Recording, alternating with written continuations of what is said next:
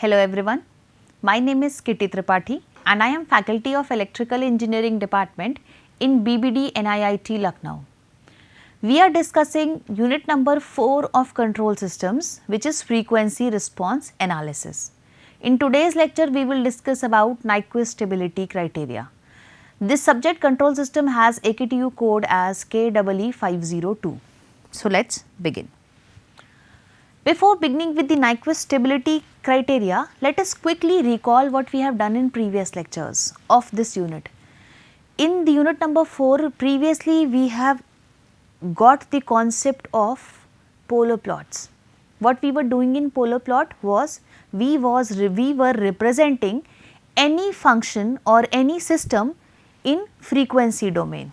There were certain limitations in polar plot. So let's quickly jump into Nyquist criteria, which will not only help us remove the problems which we have in polar plot, but is more effective method of determining frequency domain characteristics as well. Okay? Let's begin with the Nyquist criteria. Before beginning, I would also like to remind you one thing. That thing is called as Routh-Hurwitz criteria.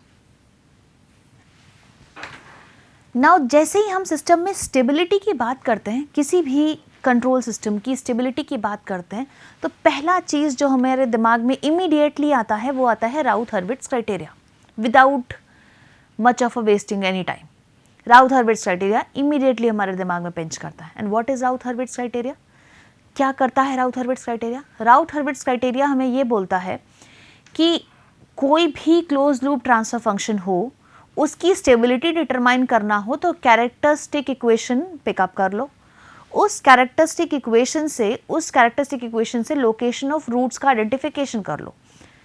You don't necessarily need to mark exactly where the roots are, but when we have the characteristic equation using the criteria of Routh-Hurwitz by making Routh array, we can simply deduce कि system हमारा left half of S plane में lie कर रहा है या right half of S plane में lie कर रहा है. इस ही लोकेशन की इंफॉर्मेशन से हमें ये इंफॉर्मेशन मिल जाती है कि हमारा सिस्टम स्टेबल है या नहीं है.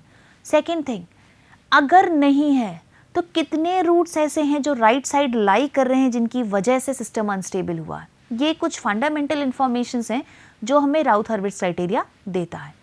Now when we talk about Nyquist criteria also gives information about absolute stability along with the relative stability of any kind of closed loop control system. ठीक है, ये हमें क्या करने के लिए इंफॉर्मेशंस देता है जो Nyquist क्राइटेरिया है.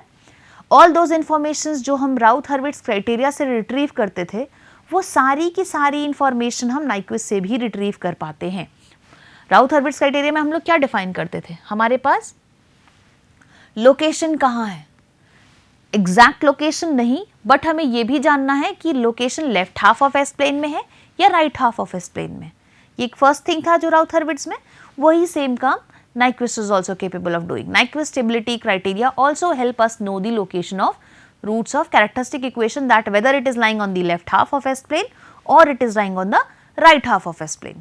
The second thing, कितना unstable किस फैक्टर की वजह से है, मतलब कितने फैक्टर्स हैं जो राइट साइड लाई कर रहे हैं. जैसे 2 रूट्स हैं, 2 जीरोज हैं, एक पोल है, क्या वैल्यू, कितने नंबर ऑफ वैल्यूज हैं जो राइट साइड लाई कर रहे हैं. नंबर ऑफ साइन चेन से राउथ-हर्विट्ज़ क्राइटेरिया में देखते थे. यहाँ भी हम लोग सिमिलरली ये आइडेंटिफाई कर पाते हैं कि कितने नंबर ऑफ रूट्स हैं कैरेक्टरिस्टिक इक्वेशन के जो राइट साइड लाई कर रहे हैं जिनकी वजह से सिस्टम हमारा अनस्टेबल हुआ. तो second thing is this we get to know from here. The other thing is what if it is, how do we analyse that. Performance कैसे डिटरमाइन की जाए किसी क्लोज लूप सिस्टम की, ये भी कैपेसिटी रखता है कि किस वजह से हुआ है. See, it is not enough for us to know कि कोई सिस्टम अनस्टेबल है या नहीं है. मान लिया कि नहीं है, what do? We stop working on that system और can we do something to improve that stability? That means we are talking about relative stability of a system, whether that system is relatively less stable than the previous conditions, or it can be more, we can make that system more stable by compensating anything.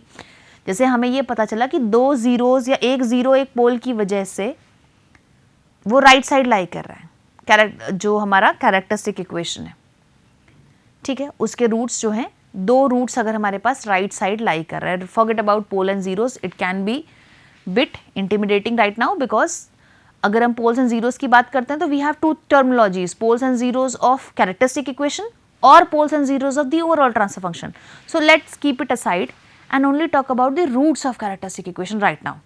तो जब हम roots की बात करते हैं, अगर हमें पता चल रहा है कि 2 रूट्स राइट साइड लाई कर रहे हैं जिनकी वजह से हमारा सिस्टम अनस्टेबल हुआ, can we do anything to make that system stable? That means the performance analysis can also be done here with the help of Nyquist criteria. We also do what? We not only make a system compensate those values जो system को unstable कर रहा है. Not only we get to know the stability, but we can improve the stability as well once we have this information. ठीक है. अब सिर्फ Nyquist ही ऐसा कर सकता है क्या? या पोलर में ऐसी कैपेबिलिटी थी? तो नहीं, we were not able to analyze which is the location of roots from the polar plot. So it is much better than Nyquist plot. ठीक है. अभी बात आता है कि और भी कोई ऐसे प्लॉट हैं क्या जो ये काम कर सकते हैं? Yes, there is one more plot which is Bode plot, which we will be doing in the upcoming lectures. That is also used to determine the closed loop stability of any system. That is highly accurate graphical approach, but it can also lead to some confusion of informations. So for any closed loop control systems, it is much easier for us to determine the stability through the criteria called as Nyquist stability criteria. ठीक है. अब ये तो हमें समझ में आया कि यार थोड़ा easy approach है, and easy approach in terms of when we draw it on computer aided programs, it is very easy to determine the Nyquist stability criteria through a computerized program. So yes, it is very important and easy for us to analyze and understand Nyquist stability criteria from those points. ठीक है. Let's begin with what is Nyquist criteria and what is basically Nyquist diagram. What do we do exactly? So in Nyquist diagram, what do? We plot a function in frequency domain. ठीक है. जहाँ पर हम लोग क्या plot कर रहे हैं? See here, we have written that it is a plot of J star into omega, where what is G? G is the open loop transfer function, and what is omega? Omega is a vector of frequency which encloses the entire right half plane. ठीक है. क्यों right half plane का botheration है हमें क्यों right half plane के पीछे एकदम से पड़ गए? Because see, हमने प्लॉट ड्रॉ कर लिया, फ्रीक्वेंसी डोमेन में रिप्रेजेंटेशन हो गया. हमारा ऑब्जेक्टिव क्या है? सिस्टम को स्टेबिलिटी डिफाइन करना.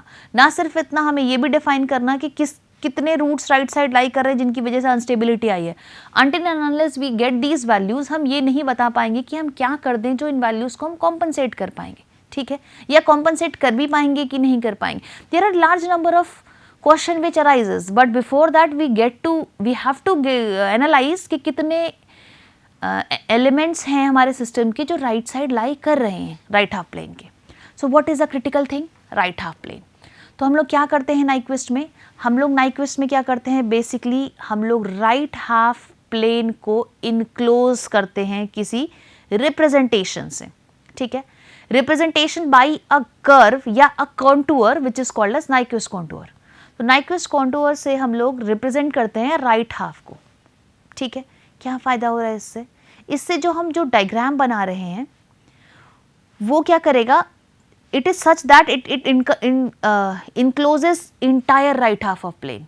तो उस ग्राफ में कितना इनक्लोजमेंट, कितने नंबर ऑफ पोल्स इनक्लोज हो रहे हैं सिस्टम के, या कह लो कैरेक्टरिस्टिक इक्वेशन के रूट्स कितने इनक्लोज हो रहे हैं, उसका इन्फॉर्मेशन मिल जाता है. तो हमें ये पता चल जाता है कि इस ग्राफ से 2 पॉइंट्स इनक्लोज हुए हैं जो रूट्स हैं. That means 2 roots are lying on the right half of S plane. ठीक है.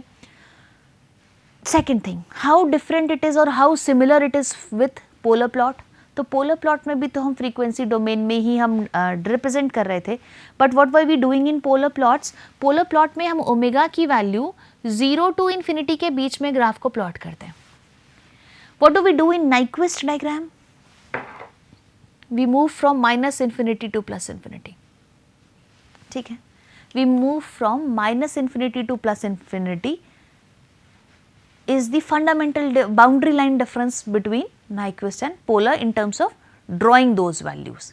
ठीक है, it is again a graphical method. Here also we will get to know, जो राउथ हर्विट्ज से हमें इंफॉर्मेशन मिलती थी कि कितने roots right hand side lie कर रहे हैं. यहाँ पर हमें एग्जैक्ट लोकेशन नहीं मिलती है और हमें चाहिए भी नहीं. We don't want to know exact determination of closed loop control system. क्यों नहीं चाहिए? Because बिना उसके भी हमें ये तो पता चल ही जा रहा है ना कि सिस्टम स्टेबल नहीं है और 2 रूट्स की वजह से नहीं है. ठीक है, तो और वो 2 रूट्स पोल्स हैं सिस्टम के, पोलर ट्रांसफर फंक्शन के जीरोस हैं. We get those information. तो जब हमें जो बेसिक रिक्वायरमेंट है, जो हमें स्टेबिलिटी के लिए जानने के लिए ज़रूरी होती हैं, वो हमें मिली जा रही है without knowing what is the exact location of that close loop poles. Why to panic? So hence we get to draw Nyquist plot through the criteria called as Nyquist stability criteria. Nyquist stability criteria में फिर repeat कर रही हूँ, क्या करते हैं हम लोग, right half of s plane को कंप्लीटली इनक्लोज करते हैं. अब कंप्लीटली कैसे इनक्लोज करते हैं? तो what kind of shape do we use? So we use this shape. What is this? See, हम क्या कर रहे हैं, हम लोग मान सकते हैं हमने क्या किया है, j ओमेगा एक्सिस पे ओमेगा 0 to ओमेगा इन्फिनिटी. ठीक है, हमने ओमेगा की वैल्यू 0 से इन्फिनिटी के लिए ग्राफ के वैल्यू पॉइंट्स प्लॉट किए हैं. ठीक है, so one part of the graph is from omega 0 to infinity. The other section is a curve with radius tending to infinite and angle varying from minus pi by 2 to plus pi by 2. ठीक है, एक curve है जो अब radius tending to infinite बोलकर हम लोगों ने क्या किया, पूरे इंटायर राइट हाफ को इनसर्कल कर लिया. तो this is our Nyquist contour. जैसे ही एंगल हम प्लस पाई बाई 2 पर आते हैं, we again return to the initial values. So basically it gives us a closed structure. We can represent this closed structure by 2 sections. One section is this straight line which is covering the entire j omega axis, where omega varies from minus infinity to plus infinity, and the other thing is a curve with radius tending to infinity r e to the power minus j theta के format में हम इसको लिख सकते हैं. और एक semi circular सा कर्व है जो क्या कर रहा है, इंटायर राइट साइड को इनसर्कल कर ले रहा है. ठीक है, now we have one issue. The issue is origin. ठीक है, हम लोग जब इसको मैप, कोई भी पॉइंट को जब हम Nyquist क्राइटेरिया से मैप करते हैं, कैसे वो हम डिस्कस करेंगे अभी. जब मैप करते हैं तो there is one significant factor which is origin. ठीक है, हम लोग क्या करते हैं, उस ओरिजिन के इंसर्कलमेंट के लिए थोड़ा सा बॉदर्ड होते हैं कि ओरिजिन को जितना टाइम्स इंसर्कलमेंट होता है उस हिसाब से हम स्टेबिलिटी की एनालिसिस करते हैं. अब बात आती है, जब ये हम ओरिजिन पर वैल्यूज़ निकालने की कोशिश करते हैं सिस्टम की, या हम मैपिंग करते हैं Nyquist क्राइटेरिया के थ्रू, तो what do we get, we get origin से value, we don't get the value of angles. मतलब हमारे पास ओरिजिन एक ऐसा पॉइंट है जो non calculative kind of thing है. Non calculative kind of thing का मतलब उससे हमें इंफॉर्मेशन नहीं भी मिल सकती है. तो हम लोग क्या चाहते हैं, वो एक ऐसा वैल्यू है जिससे हमें डेटा नहीं मिल पा रहा है, तो why not exclude that point somehow. So this second graph figure, see here, this indication is indicating that we are taking some values at any point.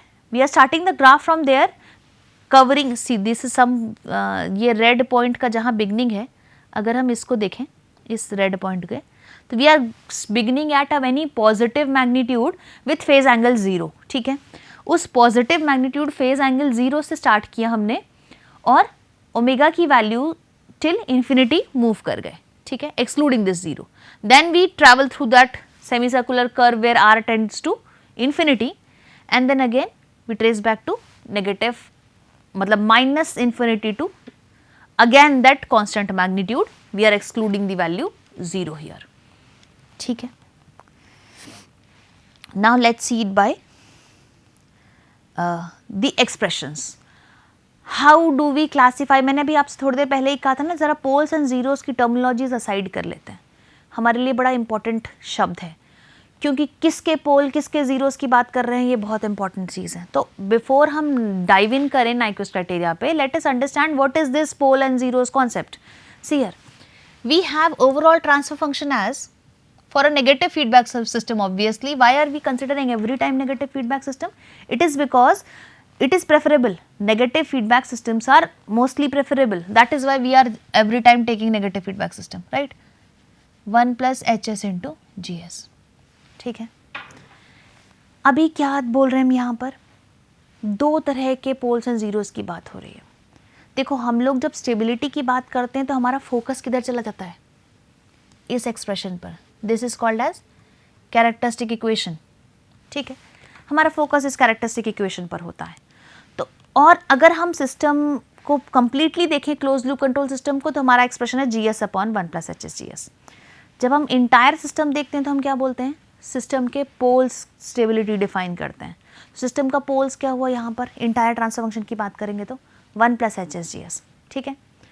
Characteristic equations की बात करें तो it is 1, that is the pole of the system. और characteristic equation की बात करें तो it is 1 plus HSGS. तो जो 1 प्लस HSGS के जो जीरोस होंगे, numerator of the term tending equal to 0 gives us the values of zeros. तो जो कैरेक्टरिस्टिक इक्वेशन के जीरोस हैं वही क्लोज लूप ट्रांसफर फंक्शन के पोल्स हैं. दिख रही है ये बात तो साफ साफ यहाँ पर. 1 जैसे मान लो हम लोगों ने क्या देखा यहाँ पर, HS इंटू GS ले लिया. ठीक है. It is of a format KS plus Z1, S plus Z2 and so on, S plus P1, S plus P2 and so on till S plus Zm and S plus Pn. मतलब ये या तो एक proper function है. Proper function समझ रहे हैं, denominator के roots are more than numerator के रूट्स. ठीक है. जब हम कैरेक्टरिस्टिक की बात करते हैं तो we have to do what, add 1 plus HSGS. ठीक है. जैसे हमने 1 प्लस HSGS क्या मान लेते हैं, इस फंक्शन को हम लोग Q मानते हैं, it is Q. What we will do, 1 plus this entire term, अगर LCM लेंगे what we will get, S plus P1 into S plus P2 and so on plus K into the entire numerator divided by the denominator itself is equal to 0. इस expression से हमें क्या मिल रहा है, देखो जो न्यूमरेटर टर्म है वो क्या है हमारे इस एक्सप्रेशन के, यानी कैरेक्टरिस्टिक इक्वेशन के जीरोस हैं. ठीक है. If we consider it as zeros, we can, or separate values, we can write it as this expression. जो हमारा कैरेक्टरिस्टिक इक्वेशन है उसके जीरोस और पोल्स के फॉर्मेट में रिप्रेजेंट कर दिया. यहाँ से हमें क्या दिखता है, देखो जो कैरेक्टरिस्टिक इक्वेशन के पोल्स हैं उसको देखिए आप, S plus P1, S plus P2 and so on. These poles are exactly the values of that pole जो ओपन लूप ट्रांसफर फंक्शन के पोल्स थे. मतलब जो हमारा कैरेक्टरिस्टिक इक्वेशन का पोल्स होता है वो क्या है, वो एग्जैक्टली वही वैल्यूज हैं जो ओपन लूप ट्रांसफर फंक्शन के पोल्स थे. ठीक है. Second thing, zeros are the roots of the characteristic equation. जो हमारा ये कॉम्बिनेशन है S plus P1, S plus P2 and so on, this combination, ये पूरा इंटायर सेगमेंट क्या है, जीरोस है हमारे ट्रांसफर फंक्शन का, इस 1 प्लस HSGS वाले QS ट्रांसफर फंक्शन का. What is this QS? QS के जो जीरोस हैं वही हमारे कैरेक्टरिस्टिक इक्वेशन के रूट्स हैं. और यही रूट्स हमें डिफाइन करेगा कि इनका लोकेशन हमारा स्टेबल है या अनस्टेबिलिटी की तरफ लीड कर रहा है हमारे सिस्टम को. ठीक है. अब what we have to do, the roots of characteristic equations जो हमें निकल रही है S plus P1 so on into KS plus Z1 Z2 जो हम लोगों ने लिखा भी, जो एक्सप्रेशन हमें मिला, उस एक्सप्रेशन से स्टेबिलिटी जाननी है तो हम लोग क्या बोल रहे हैं, पूरा कैरेक्टरिस्टिक के जितनी वो वैल्यूज निकल कर आ रही हैं, यानी कैरेक्टरिस्टिक इक्वेशन के जो जीरोस हैं that must lie on left half of S plane. ठीक है. जो कैरेक्टरिस्टिक इक्वेशन के जीरोस हैं वो हैं क्या, वो जीरोस ही तो क्लोज लूप ट्रांसफर फंक्शन के पोल्स हैं. क्यों? क्योंकि characteristic equation is 1 plus HSGS and 1 plus HSGS is nothing but the pole of the transfer function. तो बेसिकली तो कैरेक्टरिस्टिक इक्वेशन के जो जीरोज हैं वही हमारे क्लोज लूप ट्रांसफर फंक्शन के पोल्स हैं, ठीक है। अगर कोई भी जीरो राइट हैंड साइड में लाई करता है तो सिस्टम बिकम्स अनस्टेबल। किसका जीरो? कैरेक्टरिस्टिक इक्वेशन का, जिसको हम लोगों ने यहाँ पे QS मार्क किया, उस QS का, ठीक है। Now let's move on to what is basically Nyquist criteria. ये जीरोज और पोल्स का कॉन्सेप्ट तो आ रहा है क्लियरली समझ में। अब ये जानते हैं कि इससे स्टेबिलिटी क्राइटेरिया का क्या लेना देना है, क्या स्टेबिलिटी क्राइटेरिया हमसे कहता है। तो नाइक्विस्ट स्टेबिलिटी क्राइटेरिया एक प्रिंसिपल पर डिपेंडेंट होता है which is called as Cauchy's principle of argument theory, ठीक है, और commonly known as principle of argument theory. This principle of argument theory what does it do? It does nothing but it relates us with a theory called as theory of mapping. तो basically हम लोग mapping theory, जो Cauchy's principle of argument theory है, उसको utilise कर कर map करते हैं, ठीक है। यहाँ पर दो शब्द आते हैं, एक आता है इनक्लोज्ड और दूसरा आता है इनसर्कलमेंट।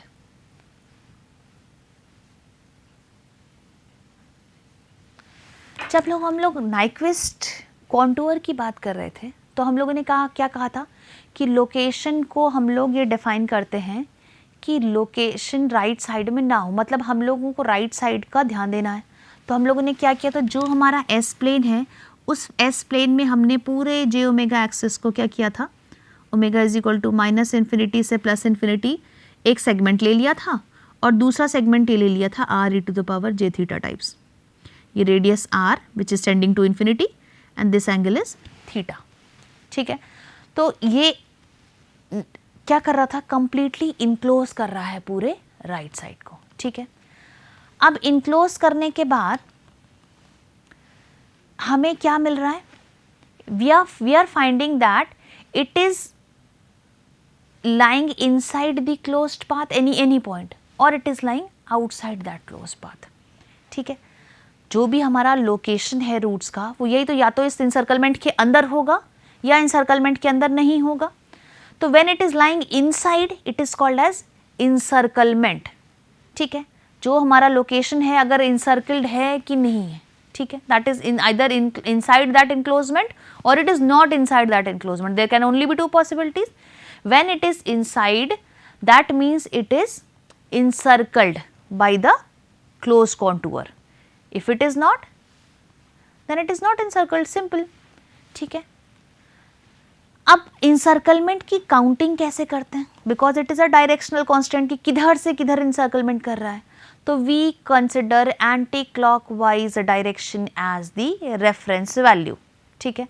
When we say n is equal to 1 means एक बार encircle किया है पॉइंट को in anti-clockwise direction, ठीक है। 0 means no encirclement, minus means in clockwise direction encirclement, ठीक है।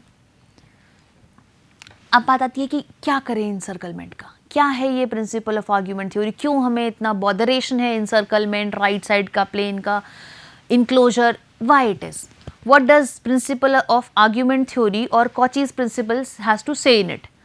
तो हमारा जो Cauchy's principle of argument theory है वो ये कहता है कि if we take a closed contour in the complex plane, if we take a closed contour in the complex plane and we try to map it through the complex function, the number of times it encircles the origin is equal to the number of zeros which is enclosed by frequency count values minus number of poles। मतलब n number of encirclement can be equal to z minus p, which z which p lying on the right half, ठीक है। तो encircle of origin जो है वो कब positive count clock होता है, कब नेगेटिव काउंट क्लॉक होता है, इज क्लॉकवाइज डायरेक्शन और एंटी क्लॉकवाइज डायरेक्शन को देखते हुए होता है, ठीक है। तो इंसर्कलमेंट ऑफ ओरिजिन जब पॉजिटिव काउंट हो रहा है it means it is the same direction of the original map, and if it is showing an answer minus that means its direction is opposite to the direction of the original graph, ठीक है। हमारे पास क्या है, हम लोग basically क्या कर रहे हैं, कैरेक्टरिस्टिक इक्वेशन के जो रूट्स हैं उनके इंसर्कलमेंट की बात कर रहे हैं, मतलब 1 plus HSGS, since it is generally we take unity feedback system, इसलिए HS को 1 कर दिया, तो 1 प्लस GS का इंसर्कलमेंट देखते हैं। ठीक है, किसका इंसर्कलमेंट देखते हैं, किस पॉइंट का, ओरिजिन का। ठीक है, तो रादर देन सी हम लोग क्या कर रहे हैं, कैरेक्टरिस्टिक इक्वेशन की स्टेबिलिटी और रूट जानने के लिए HSGS को मैप करें और 1 यूनिट शिफ्ट कर दें, या फिर HSGS को मैप करें और ओरिजिन को -1 यूनिट शिफ्ट कर दें, है ना, that is the same thing. तो हम लोग क्या करते हैं, ओरिजिन को -1 यूनिट शिफ्ट कर देते हैं और इसकी इंसर्कलमेंट पे ध्यान देते हैं, क्योंकि that is the correct origin, और उससे हम डिड्यूस करते हैं कि सिस्टम स्टेबल है या नहीं। मतलब हम क्या कर रहे हैं, basically -1 plus J0 is a critical point, जिसको हम चेक करते हैं कि वो इनक्लोज्ड है या नहीं है। ठीक है, this gives us the information of close loop stability.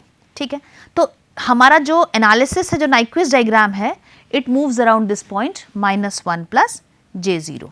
ठीक है,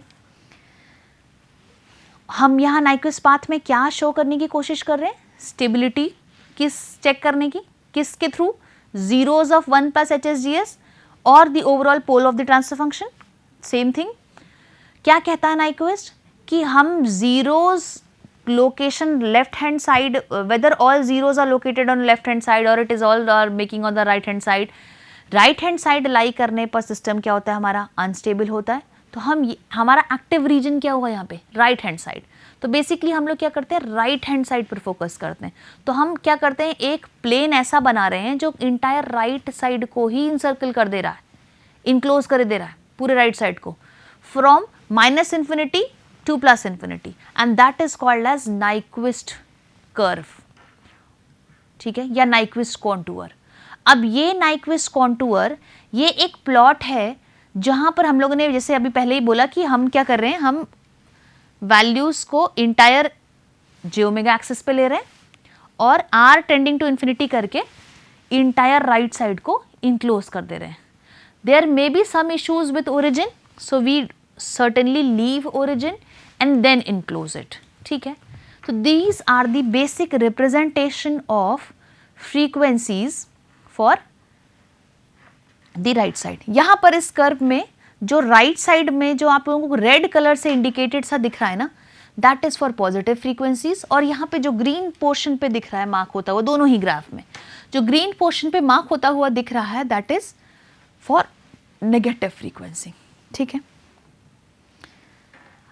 क्या फ़ायदा है ये मार्क करके, ड्रॉ करके, हमें स्टेबिलिटी और अनस्टेबिलिटी की वैल्यू मिल जाती है। What about the margins, can we determine? Yes, we can determine gain margin and phase margin simply with the help of Nyquist plot also, by determining gain margin with the same formula -20 log magnitude at a frequency called as gain crossover, phase crossover frequency, and phase margin as 180 plus phi is at an frequency called as gain crossover frequency। तो ये दोनों ही values से हम ये क्या कर सकते हैं, स्टेबिलिटी की वैल्यू भी डिटरमाइन कर सकते हैं। सिस्टम स्टेबल है कि नहीं है वो Nyquist इंसर्कलमेंट के थ्रू पता चल जाता है। ठीक है, we vary, system is unstable or system is stable, that is clearly indicated through gain margin and phase margin. How? We will see in the upcoming lecture. Thank you very much.